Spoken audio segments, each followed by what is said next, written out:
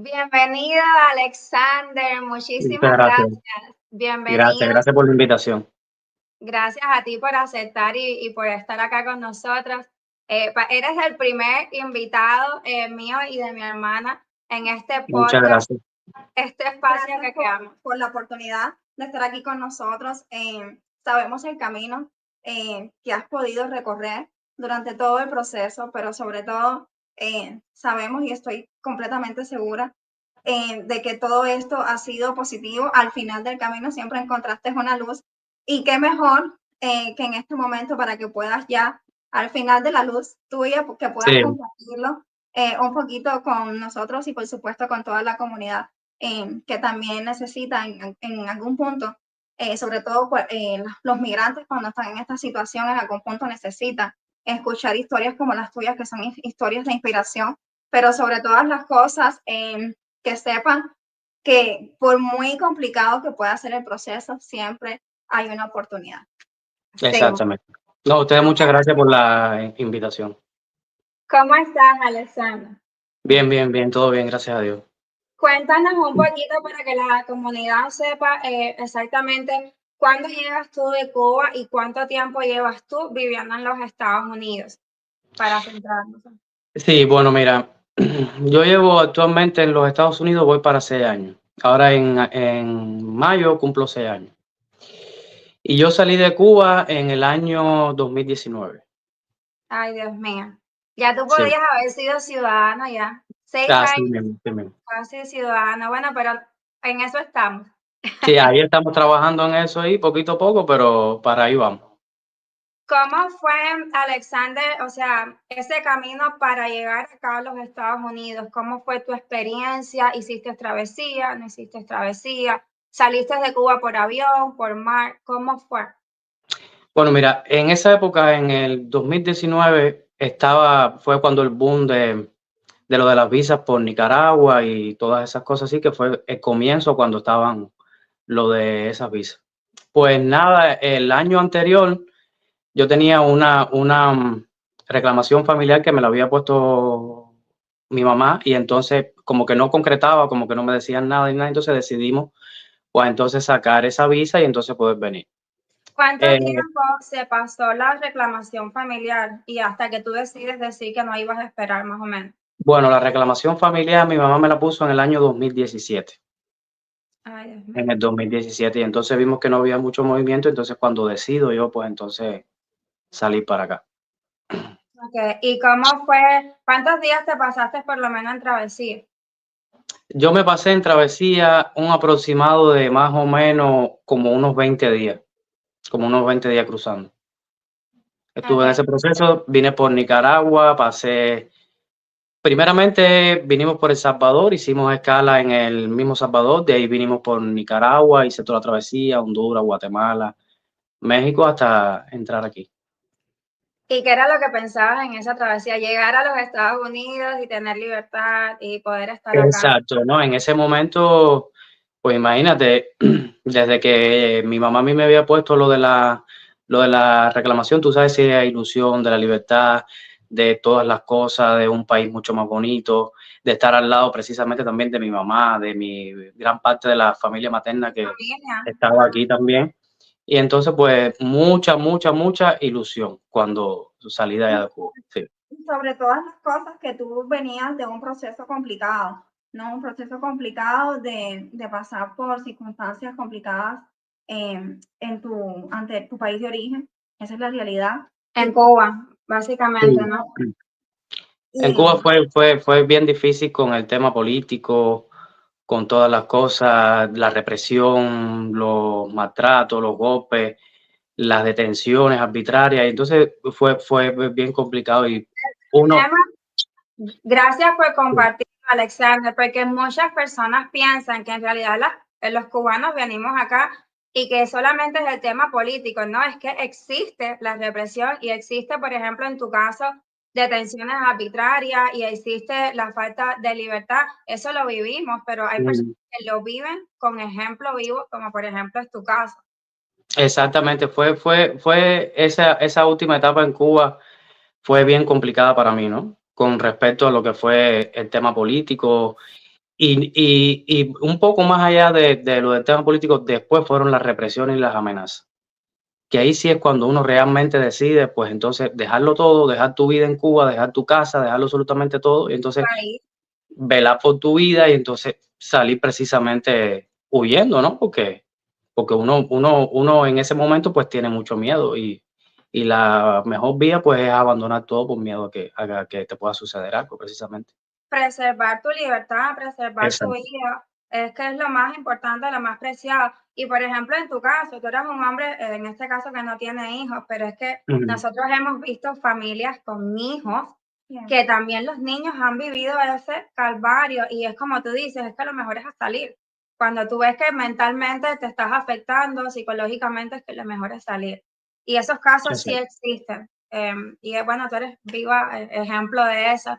Cuando llegas, cuéntanos una cosa, Alexander, yo siento que esto es importante también saberlo porque muchas veces cuando ya logran salir de Cuba hay un sentimiento, sentimientos encontrados que dicen, dejo todo lo que yo sentía que había construido en algún punto, lo poquito o lo mucho que se logra construir en Cuba, pero cuando ya logras salir tienes a la vez un sentimiento de tristeza, pero un sentimiento de libertad.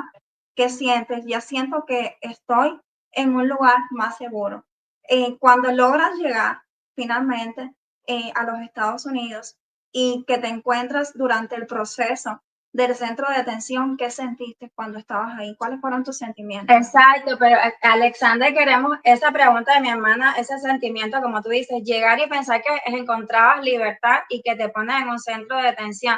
Queremos que la gente vea cómo tú pasaste la travesía y cuando llegaste aquí pensando que ibas a tener libertad, cómo te procesan a ti, qué pasa cuando tú llegas acá a la frontera. Bueno, cuando llego aquí a la frontera, pues supuestamente según lo que se comentaban, ¿no? Era que ibas a estar en frontera y que máximo una semana pues salías, ¿no? Y nada que ver, nada que ver. Estuve en detención primero en la frontera y ahí estuvimos aproximadamente como una semana y algo. Después nos trasladan para otro centro de detención muchísimo más grande aquí en Texas. En Texas. Y te digo, cuando la detención primera no estuvo tan porque uno se espera eso, ¿eh? Uno se espera estar en una detención, pasar, pero no tanto tiempo. Ya entonces cuando uno se ve en una detención grande, extremadamente grande, y tú dices, Con bueno, pues, uniforme y de preso y todo. con uniforme naranja, con un número asignado, con toda una serie de que tú dices, bueno, pero ¿qué hice? ¿Qué fue lo que hice que yo? Entonces uno se, como que se frustra, ¿ves? Por esas cosas. Entonces es bien, sumamente difícil, sumamente difícil.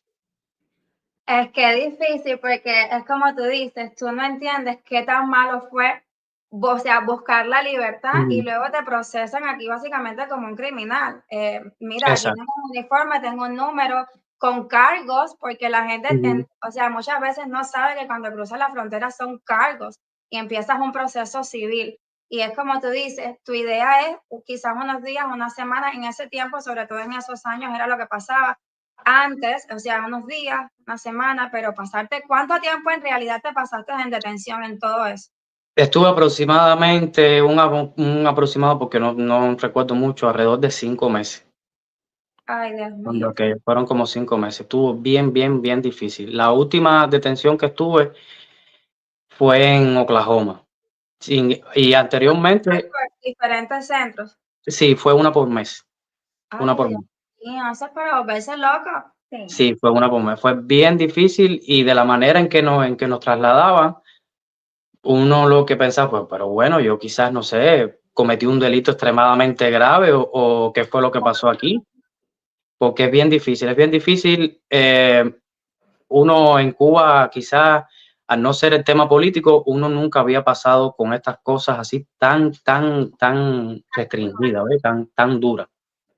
Y cuéntanos algo, Alexander, cuando cada vez que pasabas por esos centros de detención, te daban la oportunidad de hablar con un oficial, hablabas con algún oficial de asilo en cada centro de detención o solamente te lo hicieron en uno. ¿Cómo tú viviste ese tiempo cuando estuviste en detención? ¿Podías hablar con tu familia? ¿No podías hacerlo? ¿Qué pensaba tu familia de todo esto? Bueno, en ese tiempo de detención en detención, pues simplemente ahí no conversabas con nadie. Ahí tú no tenías ningún oficial que te guiara, tú no tenías algo para tú documentarte de cuál iba a ser el proceso, nadie te explicaba de qué manera tú quizás podías salir, de qué manera tú quizás podías, no sé, instruirte con tu proceso, qué era lo que estaba pasando, absolutamente nada. Al no ser en la última detención, ya donde estábamos nosotros, que era en la última detención, ahí sí había una computadora, una cosa que ellos tenían ahí para tú documentarte acerca de tu propio proceso, ¿no? O sea, pasaban Entonces, los días, pero nadie te decía qué iba a pasar contigo. no, nadie, eso era sin respuesta. Cuando tú ibas a preguntar algo, ¿para dónde me llevan? ¿Qué es lo que va a pasar? Pues simplemente, pues no te contestaban, no te respondía nadie. Eso es peor todavía, porque es que no Eso es sabes todo. cuánto tiempo, eso es como una tortura psicológica, básicamente, y qué va a pasar conmigo y no sabes. Es que es una tortura. ¿Sentías en algún momento qué pasa con mi familia afuera? Mi familia sabrá que yo estoy todo este tiempo aquí. ¿Sentiste en Sí, algún momento ese sentimiento de decir, esto lo tengo que dejar, o nunca desististe y dijiste, voy a continuar el camino? no, yo como tal nunca desistí. ¿Qué pasa? En la penúltima detención donde estuve fue aquí en Texas también y me dan un tiempo de visita y mi mamá puede verme. Pero es bien traumante esto porque de la manera que mi mamá me logra ver es a través de un espejo bien grueso y yo vestido como si fuese, bueno, un delincuente literal por el tema este de... Y mi mamá realmente sufrió mucho y yo al otro lado también del cristal también, entonces fue bien difícil para la familia, fue muy difícil para ella también Eso es verme en esta situación. como una madre, o sea, mi hermana y yo somos Ujú. madres, y yo pienso que ver un hijo así, como tú dices, que lo único que venía buscando es estar al lado de su mamá o al lado de su familia con libertad y verlo así, qué frustración. Yo pienso que definitivamente las madres somos muy fuertes, porque aguantar Sí. ese dolor o sea, es muy fuerte. Cuando sales de detención, o sea, hay que decir también que tú pasaste por un proceso de miedo creíble. Eso te lo Sí. hacen ya en el último centro, ¿verdad? Sí, en la última detención tuve una primera corte de presentación y la segunda corte que tuve adentro fue de fianza. Ok, en la segunda deciden darte la fianza, ¿no? En la segunda, sí, perdón, pero anteriormente a eso me hacen una entrevista de miedo creíble, el cual pasé mi entrevista de miedo creíble y ya entonces sí tuve la primera corte y después tuve la otra corte de fianza y ya es cuando el juez felizmente me otorga una fianza. Cuando finalmente ves todo este proceso, Ujú. que el juez te otorga la fianza, que ya me imagino que sabías o presumías de que después de esa fianza estabas a un paso de tener tu ansiada libertad y de poder finalmente abrazar a tu mamá, estar en libertad, en tierras de libertad, literalmente. ¿Qué sentiste? ¿Qué sentiste cuando ya finalmente sales y puedes abrazar a tu mamá? ¿Cuál fue tu primer sentimiento? Bueno, lo primero que yo sí recuerdo, que yo cuando salgo así, mi mamá va con un primo mío y no encuentra por dónde era, porque era bien complicado cuando es una detención, que no se sabe por dónde entrar, por dónde salir, por cómo es. Y yo me permiten llamar a mi mamá por teléfono y ella me dice, no, que estoy por aquí, que estoy por acá, y yo más o menos le explico, no sé qué, pero se sentía ya como la emoción esa del momento, ¿ves? De ver a tu mamá, mi mamá también por otro lado muy emocionada, que ya finalmente ya estaba libre y ya cuando salgo veo a mi mamá así un poco lejos en el auto y es algo que no se puede describir, es una sensación tan reconfortante así, es algo tan que en ese momento no se piensa nada, porque tienes todo junto, tienes la libertad que tú quisiste y finalmente puedes ver en A este tu caso a mi mamá que estaba esperándome y fue un momento súper alegre, súper. Qué bonito, Alexander. Yo pienso Sí. que es como debe ser esa mezcla de sentimientos de lo logré, llegué Sí. aquí, ¿verdad? Llegué aquí y estoy libre. Sí, exactamente. Fue también ese sentimiento de que finalmente todo el tiempo que estuve, mi historia, lo que pasé en Cuba, mi miedo creíble, todo valió la pena, ¿entiendes? Valió la pena todo el sacrificio que hice. Realmente yo quiero mencionar y recalcar acá, y creo que quizás no había tenido la oportunidad de así tan en vivo y públicamente poderte decir de que Alexander, cuando me contactó, jamás dijo, voy a dejar esto, voy a dejarlo de hacer. Y para yo he mí, escuchado mucho de tu historia a través de mi hermana. Sí. Y es como dice mi hermana, es que él lo tiene que conseguir porque es que es persistente. Sí. Y yo pienso que como tú dices, como dice mi hermana, cuando tú estabas en el centro de detención, no pensaste nunca abandonar. Y por eso pasaste tu miedo creíble y pasó todo. Una, porque tu historia es real y tu vivencia, mala experiencia en Cuba fue real. Y dos, porque tu mente es tan fuerte y persistente que al final lograste salir aunque sea confianza. así es. Sí. Y hubo un punto que realmente durante todo el proceso que más adelante vamos a hablar, cuando vimos que se cerraron algunas puertas, yo dije, en realidad esto tiene que terminar de esta forma. En realidad esto es todo lo que va a pasar con su caso. Le dije, no es justo. Sé que detrás de todas estas puertas cerradas se tiene que abrir una y sé que hay una llave que vamos a poder encontrar y que lo vamos a conseguir. Me daba mucha tristeza ver que yo sabía que tenía todas las posibilidades y yo sé que en el fondo Alexander, el que quizás no me lo decía, yo sé que puedo lograrlo. Sí. Yo decía, lo tenemos que hacer porque además en cada contacto, en cada mensaje, en cada llamada, yo sentía, yo soy mucho de sentir la energía, sobre todo, y me gusta mucho, independientemente de testear con un cliente, un correo electrónico, vibrar y sentir realmente si lo quieres y lo piensas, si tienes la fe, lo puedes tener. Correcto. Lo puedes tener. Y Alexander tenía eso. Su fe. Alexander Sí. tenía eso. Él tenía esa No, yo sí estaba ahí persistente. No te digo que sí, porque pasa, ¿no? Porque somos seres humanos, tú sabes. Y sí había momentos que tú como que te debilitas un poco, ¿no? Que como que te cansas, porque tú dices, bueno, si ya he hecho esto por aquí, he hecho lo otro por allá, ¿qué es lo que está pasando? ¿Será que se va a poder obtener? ¿Será que no? Pero ahí mismo, quería también decir algo. Sí. Precisamente tu ayuda fue fundamental, porque no es lo mismo, por ejemplo, que tú tengas una persona del lado de allá que es la que te está haciendo los trámites y quizás no te dé el aliento que tú das, ¿me entiendes? Entonces, eso ayuda mucho a la otra persona que está del lado acá y que precisamente está sufriendo eso. Eso es clave en eso. Tu ayuda fue precisamente así, incondicional con todo. Ahí tú verás que sí, y mucha fe, y eso llena mucho a la otra persona que está del lado acá. Le da mucha fuerza a la otra persona que está del lado acá. Gracias por compartirlo, Alexander. De verdad, Siempre. porque como tú dices, mi hermana y yo no somos nacidos acá en Estados Unidos, o sea, nosotros vivimos legalmente en los Estados Unidos, pero por ejemplo, mi hermana no entró por frontera, pero yo sí entré por frontera y como tú dices, yo sé lo que hace muchos años, ¿verdad? Pero yo sé lo que es hablar con alguien para que lleve tu proceso y no encontrar una respuesta y ese aliento. Yo, por ejemplo, cuando llegué, por ejemplo, en los años que yo llegué acá, hace casi 12 años, yo fui con tantas personas acá, por ejemplo, en California, es muy difícil que las personas sepan de la ley de ajuste cubano. Y yo decía, pero ¿quién me puede ayudar? Alguien que sepa de esto. Y es como tú dices, hasta que encontré esa casa, ese lugar, esa persona que me dijo, nosotros sí hemos hecho esto antes, y tú, finalmente. Sí. Es como No,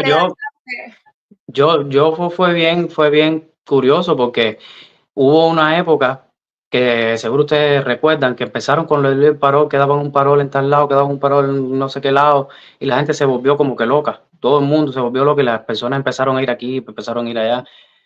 Yo fui a Colorado, fui después a Midland, ese también fui. Y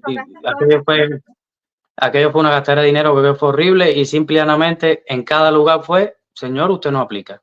Simple y llanamente, eso era lo que te decía. Usted, de la forma que usted entró, usted no aplica. Vamos a ponernos un poquito para atrás, Alexander, Sí. y vamos al punto de que efectivamente saliste de detención, abrazaste a tu mamá y tú dices, bueno, Sí. ya lo conseguí, ahora empieza el proceso legal.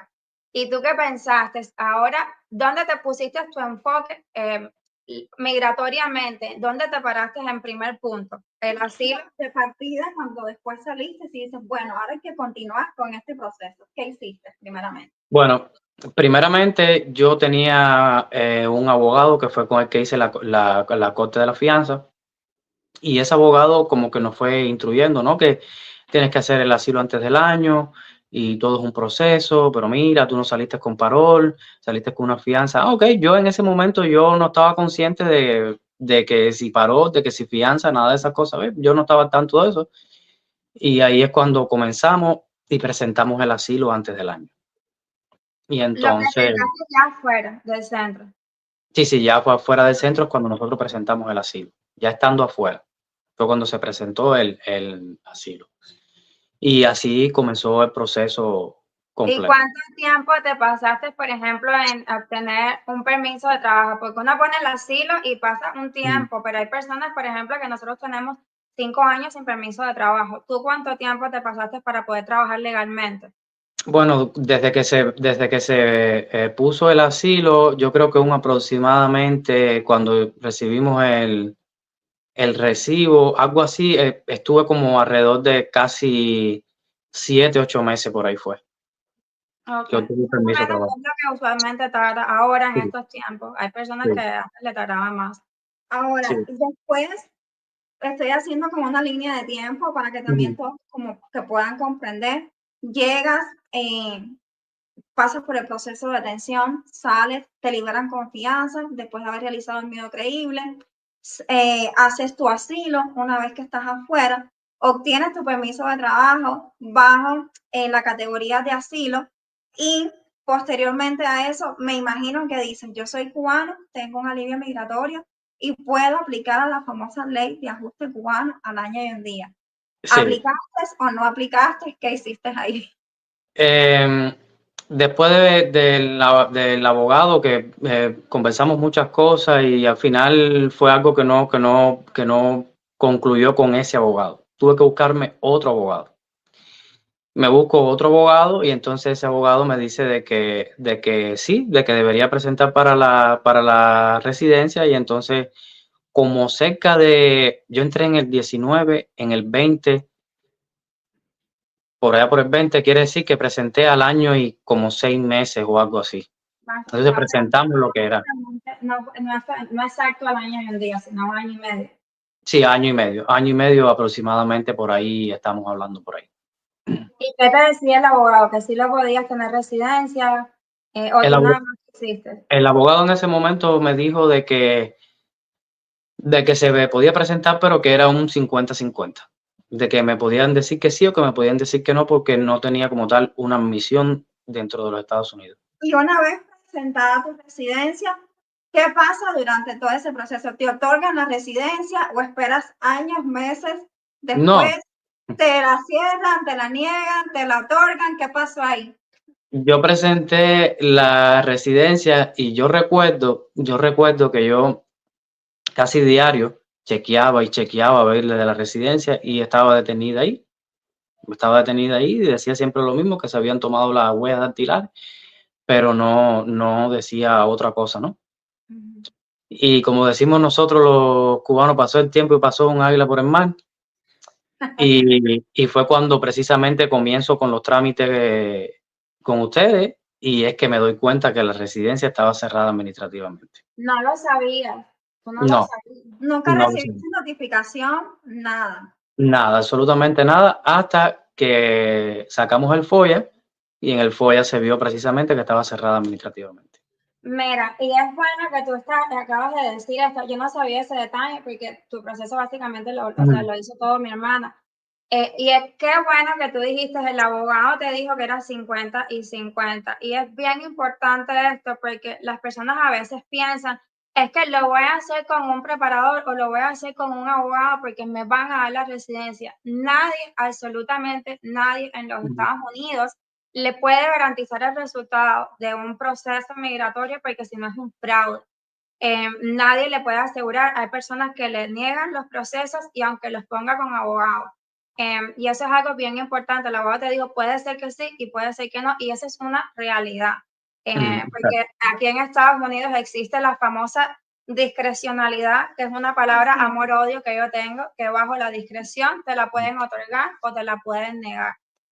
Y sobre todas las cosas, yo quiero mencionar que no se me olvida cuando estamos leyendo el FOIA de Alexander, porque hubo algo que pasó antes de hacer este FOIA, y fue que él me dice, ¿sabes qué? Me llegó otro permiso de trabajo. Recuerdo que fue en el 2023. Sí. Que te habían dado un permiso de trabajo en el 2023, y yo, ¿cómo? Me dice, sí, le dije, ¿qué categoría te llegó? Me dice, no, bajo la categoría de residencia. Le dije, oh, wow. Cuando leemos el FOIA, su residencia estaba cerrada administrativamente desde el 2021. Imagínate, 2 años. 2 años después le llega un permiso de trabajo bajo la categoría de residencia y realmente nos sorprendimos. Yo quiero mencionar que muchas personas piensan que cuando una residencia está cerrada administrativamente no es posible que les llegue un permiso de trabajo, y sí es, y tú eres la prueba viviente. Sí, es así. Porque no quiere decir que el proceso estaba negado. Tu proceso no estaba negado, nunca estuvo negado, simplemente estuvo cerrado administrativamente por otras razones y circunstancias, porque en ese momento la jurisdicción estaba con la corte, porque en ese momento posteriormente tuviste la fortuna de que te pudiera cerrar la corte.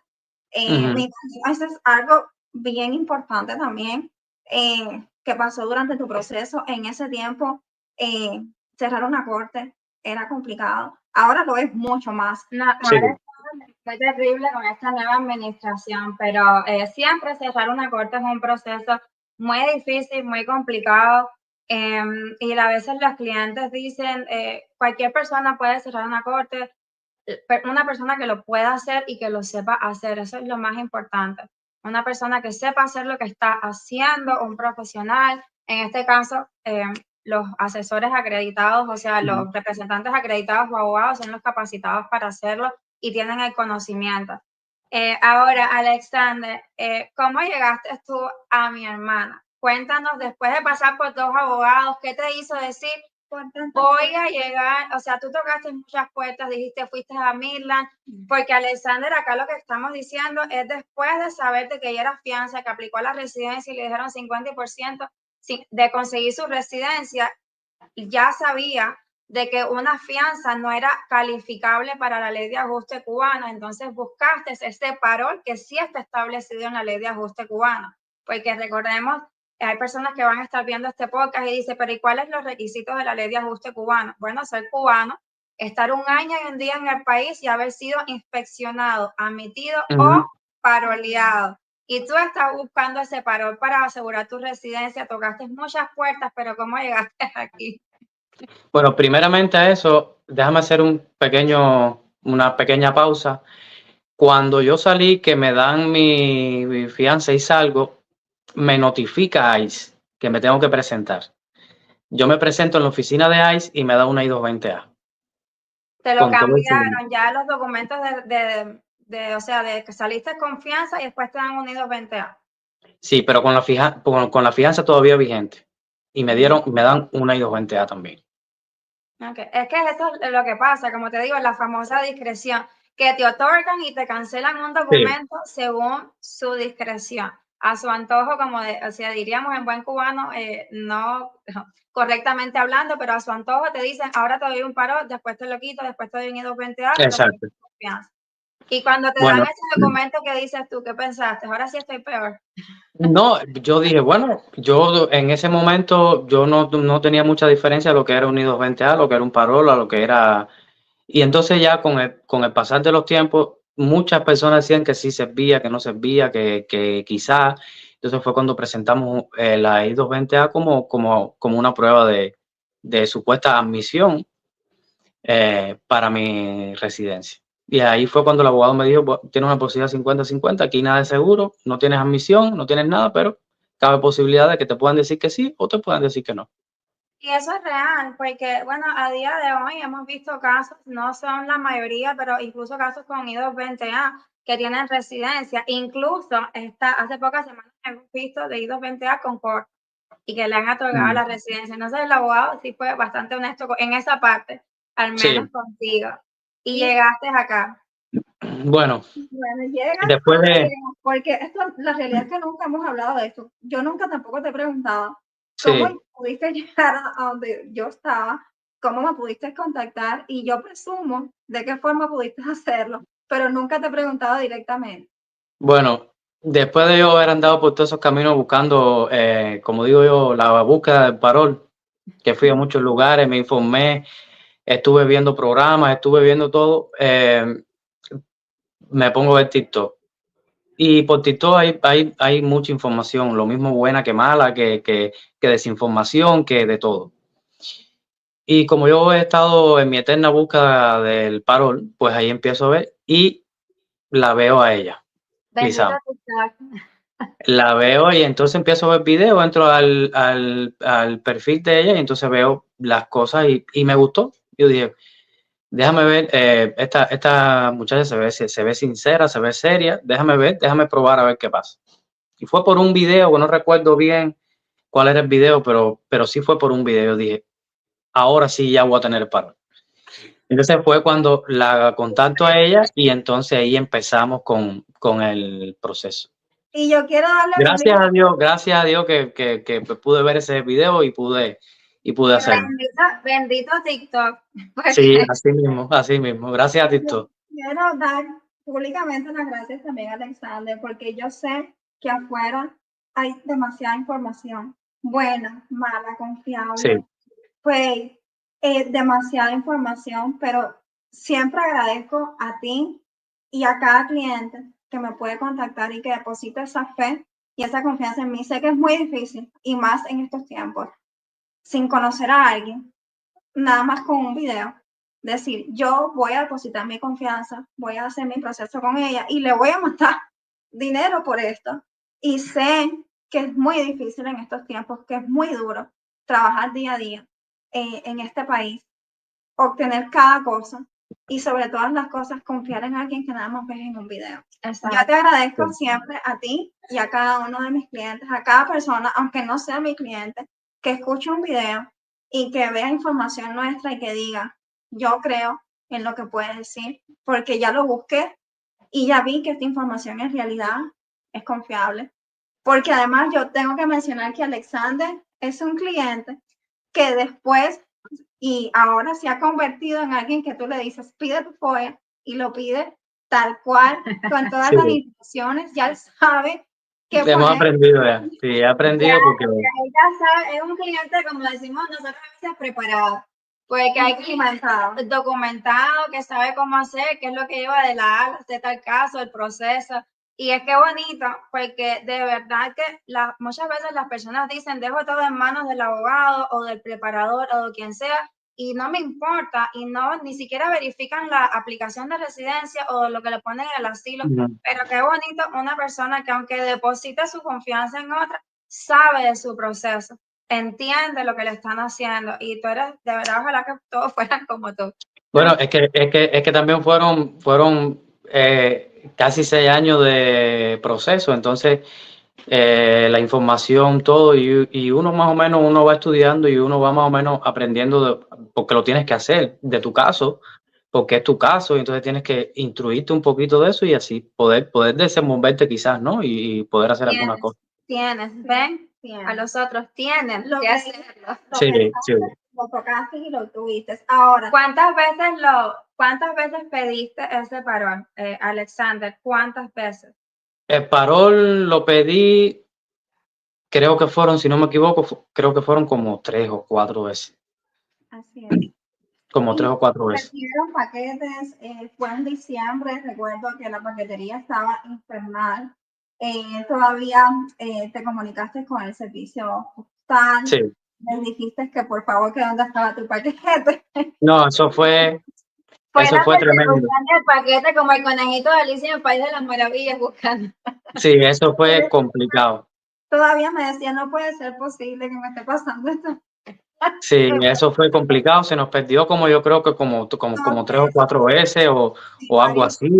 Y Lizama, no, pero llama aquí, llama allá y haz esto y haz lo otro. Y yo te digo que fue casi, eso fue una batalla campal, lo que nosotros pasamos con eso, bien La difícil. pregunta del millón, finalmente, ¿cuándo lo tocas? ¿Cuándo lo tienes? ¿En qué año? Cuéntale a las personas, después de todos esos intentos, ¿en qué año conseguiste ese parol? Desde 2019, después de haber tenido tu residencia aplicada en el 2021, cerrada, puesta en pausa el proceso, ¿cuándo lo conseguiste? Bueno, antes de eso, nosotros enviamos todo el paquete, todas las cosas solicitando el parol, pero tú sabes que uno siempre tiene como una espinita, ¿no? ¿Me lo darán? ¿No me lo darán? ¿Qué pasará? Se han perdido ya varios paquetes, ¿qué es lo que estará pasando? No sé. Yo tenía como, sinceramente, a uno le queda esa duda de que si te lo van a dar o no. Y yo recuerdo que un buen fin de semana, a mí no se me olvida, fue un domingo. Yo veo un mensaje, Alexander, ¿estás ahí? Alexander, y yo estaba haciendo algo y no recuerdo. Y entonces me dice, ¿te puedo llamar? Dígole, sí, sí. ¿Quién te decía que si te podía? Lizama. Oh, Lizama. Lizama. Me dice, ¿te puedo llamar? Digo, sí, sí. Ya yo, en el momento que ella me dice, ¿te puedo llamar? Me puse nervioso porque yo dije, bueno, se habrá perdido el paquete, habrá pasado algo, dime tú, y ahora qué cosa es lo que pasa. Y me llama y me dice, Alexander, te aprobaron el parol. Ay, Yo no Dios sé si yo estaba más contento o era ella la que estaba más contenta. Los dos ahí estábamos súper, extremadamente contentos estábamos ahí, la verdad. Fue un momento bien bonito y muy reconfortante. Eso Sí. fue hace meses, ¿no? ¿En qué mes fue? Eso fue, si mal no recuerdo, fue en julio del año pasado. Del año pasado. Yo sé eso, pero yo quiero que la gente sepa para que tengan esa estadística. Yo sé mucho de tu caso, como te digo. Y Sí. cuando te aprobaron ese parol, ella me dice, ay, no me lo puedo creer. Y yo digo, ya yo sé de quién me vas a decir. Ya yo sé que le otorgaron el parol a Alexander. Dice, es que lo ha luchado tanto, es que lo, pobre, es que tenía tanta fe en esto, es que lo ha perseguido tanto que es que lo conseguimos. Sí. No, y la verdad que fue un momento bien bonito. Bueno, te digo, no se sabe ni quién estaba más contento, si yo o él. Y yo le decía, pero ¿cómo es eso? Que me aprobaron el parol. Y te aprobaron el parol y ahí estamos ahí súper contentos los dos. Eran sentimientos que no podíamos explicar ninguno de los dos. Sí. Yo cabe mencionar que lo he vivido con otros clientes, por supuesto, pero hay casos y casos. Hay clientes que lo hemos logrado y que sientes una felicidad que no puedes más, pero sabes que hay casos que en realidad lo han peleado tan duro y han ido detrás de él y el parol no les ha llegado a ellos sin tocar puertas demasiadas veces, sino que en tu caso fue diferente. Entonces, cuando eso pasa, yo digo, esto es increíble y yo no le puedo decir estos mensajes. No, eso hay que llamar. Sí. Así pasó, sí. Porque pienso que quizás él hasta que yo no me escuche no va a creer esto. Sí, así mismo. Por tanto. ¿Y tú alguna vez, Alexander, pensaste, como dice mi hermana, de tocar tantas puertas, pensaste tirar la toalla, de decir, porque nosotros hemos visto personas que dicen, mira, estoy cansado de no legalizarme y se han ido de Estados Unidos, han salido del país. Tenemos un caso, bueno, yo tuve 2 personas hace como un mes que me llamaron que básicamente ellos se autodeportaron y salieron porque me dicen, ya no aguanto más esto. ¿Alguna vez tú durante estos 6 años dijiste, voy a tirar la toalla, no me importa, me voy a ir? ¿Tú pensaste eso? No, nunca. Yo siempre pensé, en primera pensé que no era mi país. Yo había venido buscando libertad, pero no era mi país. Entonces, lo más justo que yo podía hacer era, primeramente, informarme de mi proceso, buscar una ayuda y luchar, intentar siempre buscar un estatus en este país, por alguna manera o por otra, pero tratar de siempre luchar. Nunca dije de que me iba a ir para mi país, y para mi país menos, o para algún otro lugar. Nunca en mí estuvo lo de abandonar la batalla. Y la muestra, mírenla ahí, ya está ahí, gracias a Dios y gracias a ustedes. Qué bonito lo que tú acabas de decir, eres una persona bien consciente, porque a veces, yo hablo, o sea, hablamos de los cubanos porque tú eres el primer invitado, eres cubano, tendremos de otras nacionalidades, nosotros somos cubanos, pero a veces venimos pensando que es mandatorio que nos den papeles en este país.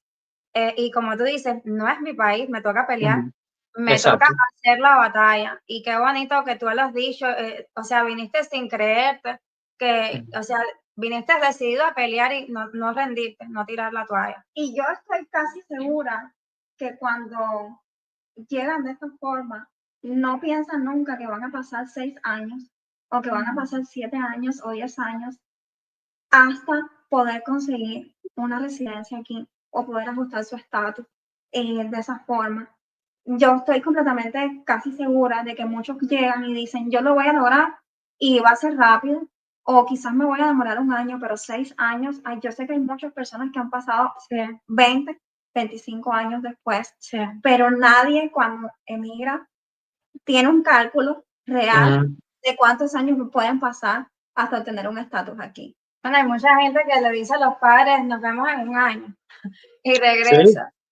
como precisamente yo pensé de que iba a ser por, no sé, yo quizás pensé a más tardar en lo que presentaba, que hacía todos los trámites, quizás 2 años, pero nunca imaginé de que 6 años yo me iba a pasar tratando de legalizarme. Fue bien difícil. Y puedes dar, perdona si esta pregunta quizás es como muy atrevida y tú la puedes responder si quieres y si no, no la respondas, Alexander. Pero un aproximado, si quieres dar más o menos de cuánto dinero te gastaste Bueno, en todo este proceso de legalización. así sin contar la fianza, yo creo que fueron más de $35,000. Wow. Más de $35,000, porque en ese momento hubo mucho alboroto con el tema de los cubanos, que si los cubanos, entonces muchas personas, muchos abogados, y disculpe, se aprovechó de Muchas la veces situación y dejaban a uno tirado como quiera, y entonces perdías todo el dinero que ya tú habías invertido, no te hacían trámite, no te hacían absolutamente nada, y fue bien difícil, pero sí unos alrededor de $35,000 por ahí. es una locura. En total, sí. Es Fue bien una difícil. locura, es muchísimo dinero, es como el down payment de una casa. Exactamente. Y sobre todo, porque cuando llegan aquí a los Estados Unidos, en lo que pueden obtener un permiso de trabajo, si es que están en un proceso en corte, tardan 180 días en que ese reloj avance y hasta pasados 6 meses es que finalmente pueden obtener un permiso de trabajo. Sí. Es complicadísimo llegar, sustentarte, pagar tus gastos, pagar un proceso. Sí. Y encima no saber cuándo va a estar terminado ese proceso. Empieza, pero no sabes cuándo ni cómo termina. Debe ser desgastante. A mí, por supuesto, yo soy cubana también, soy inmigrante, llevo alrededor de 17 años ya fuera de Cuba, pero en algún punto también me tocó pasar por situaciones así y dices, lo empecé hoy, pero no sé cuándo termina esto. Y el dinero, es como tú dices, constantemente, es constantemente.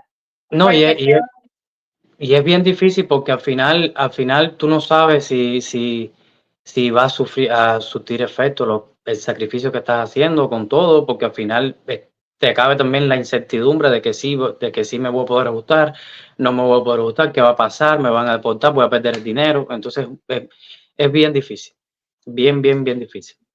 Alexander, y cuando finalmente pasa todo esto, pasas por todo este proceso, el minuto que cambió tu vida, llega, obtienes ese tan deseado parol, dices, lo logré, lo tengo en la mano, pasado el tiempo, se solicita un reopen de esa bendita residencia.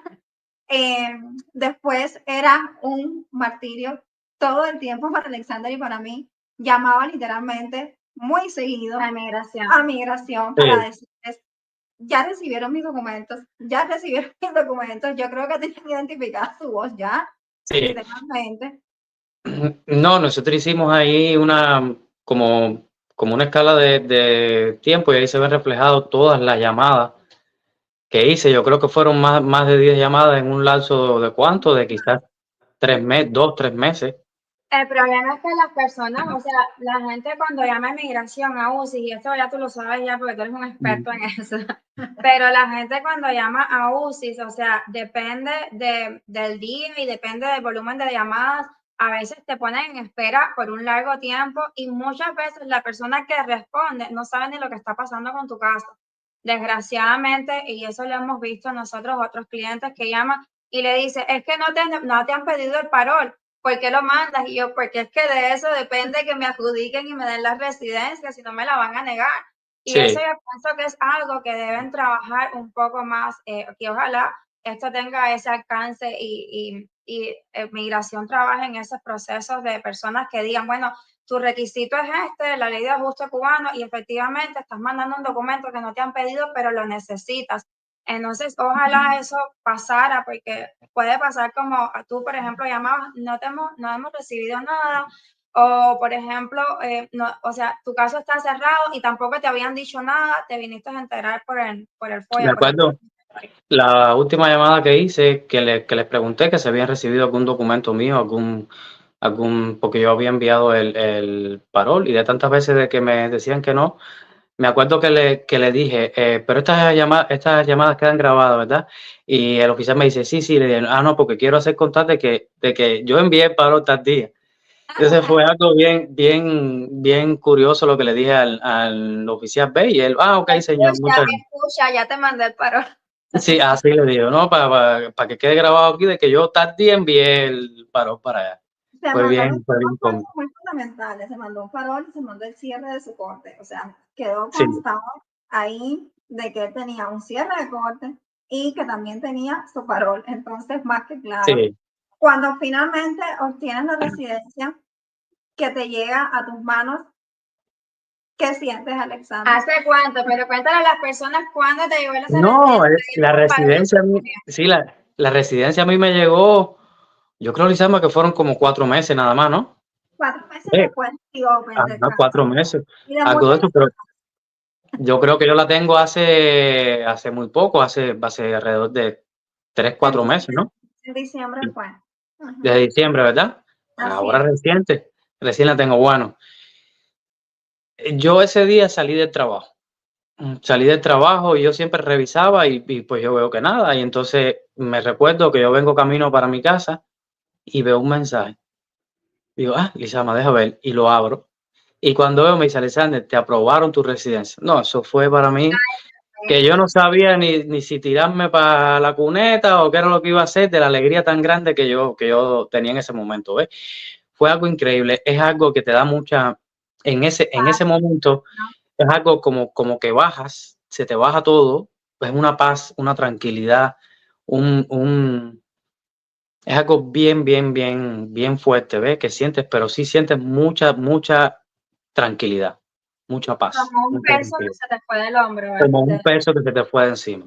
Exactamente, fue algo bien Cuando emocionante. Llegas, así lo describen, fíjate que él ha dicho eso, que sientes como un bajón tan como... Sí. Y así lo describen muchísimas veces. Yo siempre le hago esa pregunta, de hecho, ¿qué sientes? Cuando les llega a la residencia, a muchos de mis clientes, ellos dicen, Lice, es que he pasado tanto para conseguirlo, que siento como si me hubiera bajado la presión. Sí, así. Como cuando tomas limonada y te quedas así mismo. Sí sientes mucha tranquilidad y mucha paz. Ahora, cuando llegas a tu casa, que todavía no te asimilabas, pero ya sabías que estaba, y le dices a tu mamá. No, le digo a mi mamá que me aprobaron la residencia, mi mamá lloró, nos abrazamos. Fue un momento súper emocionante porque, como dijeron ustedes, ser madre significa mucho, ¿eh? Entonces mami vivió junto conmigo todo el sufrimiento, todas las veces que yo me desvelaba mirando y estudiando las cosas, a ver qué opción podía hacer. Entonces ella sufría mucho hasta tal punto que me decía, mijo, ya no mires más videos, ya ni busques más nada, que tú verás, ten fe, que todo va a llegar y que todo va a estar bien y no sé qué, y me pasaba la mano. Y yo, sí, mami, sí, pero yo tengo que estar informado. Entonces ella sufrió junto conmigo eso, entonces realmente fue una celebración de los dos, ¿eh? Fue una celebración, fue bien bonito, sí. Tu mamá siempre estuvo ahí también apoyándote, y que tú y hablas tan bonito también de tu mamá. Siempre. Eso es una bendición, que tanto tú como ellos estén tan unidos y que al final las madres dicen que siempre bendicen a los hijos. Y yo Así mismo. pienso que eso va a Y ser celebran sus logros y sufren sus tristezas. Y yo pienso Así que mismo. eso es lo que le pasó, que sufrió todo tu proceso y celebró después contigo este logro tan grande. Y yo te voy a hacer una pregunta, Alexander. Yo sé parte de la respuesta ya porque dijiste que ya tu mamá estaba acá en los Estados Unidos. ¿Hace cuánto tu mamá vivía acá en los Estados Unidos? Mi mamá está aquí desde el 2012, Ujú. desde el 2012. ¿Y por qué, aparte de tu mamá? Porque yo conozco personas que sí tienen la madre, los padres acá en los Estados Unidos. ¿Y qué te hizo decir, voy para ese país? Porque, o sea, uno por la parte política en Cuba, pero ¿por qué no otro país y por qué sí Estados Unidos? Bueno, porque principalmente porque estaba mi mamá. Ajá. Ya ella estaba aquí, ¿ves? Y tengo una gran parte de familia aquí bastante grande por parte de madre. Arraigo familiar. Arraigo Sí, familiar. mucho arraigo familiar. Y entonces, pero sí, uno de los principales fue el tema político. Y ya después fue que entonces decidí venir junto con ella aquí. Cuando uno piensa siempre en Cuba, yo hago esto, paréntesis, porque muchas veces la gente, ahora por todo lo que se está viviendo políticamente, que está un poco el país de arriba, o sea, de patas para arriba con todo lo que está pasando, y a veces el cubano sufre, o otras nacionalidades sufrimos tanto, y tú dices, es que uno siempre escucha, porque a Estados Unidos es que uno escucha que esta es la tierra de la libertad. La Exacto. tierra de las oportunidades, la tierra que nos abre los brazos y ahora está pasando todo lo que está pasando, es muy triste. y que sobre todas las cosas de generación en generación ha sido un país que ha representado la libertad y que ha defendido a capa y espada el proceso tan duro que han tenido los cubanos. Así es, bueno, que por eso tenemos la ley de ajuste cubano. Así Es un fin político. así es. Exacto. Todo Bueno, cubano. que yo siempre he dicho que nosotros los cubanos tenemos algo excepcional que no tienen quizás. Hay algunos que sí, pero nosotros llevamos 60 años sufriendo por lo mismo, ¿veis? Siempre en la búsqueda de la libertad. Y sí, desgraciadamente es una lástima que en estos tiempos precisamente nosotros los cubanos en búsqueda de libertad y de salir de una tiranía, pues estemos pasando pues tanto trabajo y tanto dolor que estamos pasando con eso. Es una tristeza y yo te voy a hacer, ya casi estamos terminando, Alexander, pero ya en una de las preguntas que no quiero que se me escape, yo pienso que ya la has respondido a través de esta conversación, pero ¿qué ha sido el peor o los peores, porque quizás tuviste muchos, el peor momento que tú pasaste en todo este proceso? Uno de los peores momentos. ¿Qué es lo que tú recuerdas que tú dices, este es el peor momento de mi vida, en este proceso de mi vida, en este momento? El peor momento de mi vida fue cuando estuve en este proceso que pasé, fue en la detención. Fue bien difícil, extremadamente difícil. Lo que se pasó allí, lo que se vivió.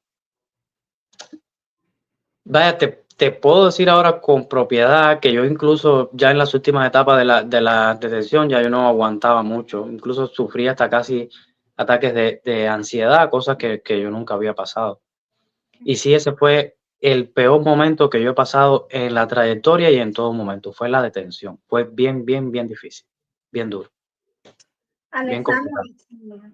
y dentro de todo ese proceso, yo quiero también darte las gracias a ti por compartirlo aquí con nosotros, compartirlo con todas las personas que van a ver este podcast y por tu sinceridad, porque sé que no todas las personas tienen esa valentía de salir y contar todo lo que han pasado, todo lo que han vivido, y sobre todas las cosas, que tú hayas tenido el valor y la gentileza también de poderlo externar y sobre todo ser ese aliento para muchas personas, sobre todo en este momento que ha sido tan difícil para tantas personas que todavía no lo alcanzan, que todavía no lo logran y que incluso a veces dicen, ya no puedo más, ya no quiero ser hijos 20A o ya no quiero seguir peleando esta batalla, porque es que es muy drenante. Nosotros escuchamos personas diariamente y es que es como tú dices, hay un momento que quizás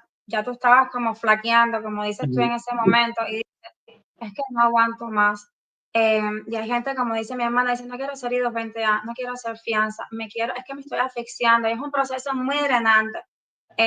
No porque lo haya vivido yo todos esos años, pero de la experiencia de gente como tú, que podemos sentir todo ese drenaje de energía que tienen, es muy retador mentalmente, psicológicamente, y tú sí sientes seguramente que esto te ha cambiado psicológicamente también a ti, ¿correcto? Sí, claro que sí, porque aunque uno crea que no, pero eso te deja como cierta secuela, ¿no? Quizás te deja por lo que ya pasaste, ¿no? Te deja un poco de incertidumbre, te deja un poco de miedo a veces con muchas cosas, te pone temerario por quizás, no sé, lo que pueda pasar, que si esto. Entonces sí te causa un poquito de desestabilización, como digo yo, mentalmente, sí. Alexander, y saliéndonos ya un poquito de esto, porque realmente estamos terminando, dime, ¿qué extrañas de Cuba? ¿Extrañas algo de Cuba?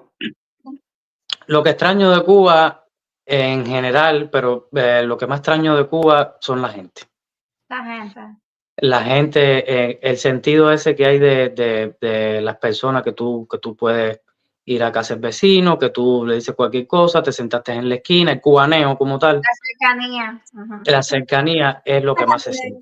Que no se pierde nunca y que tú siempre lo sientes más en tu casa que afuera. Pero Sí. tú dices esta calidez y que te dicen siempre, ¿quieres café? Siéntate, vamos a hablar. Y se pueden pasar 2 y 3 horas. Sabemos que esto aquí es prácticamente imposible. Sí. Aquí no tenemos tiempo, literalmente. Sí. Pero sí se extraña ese calor, definitivamente. Sí se extraña bastante, se extraña bastante.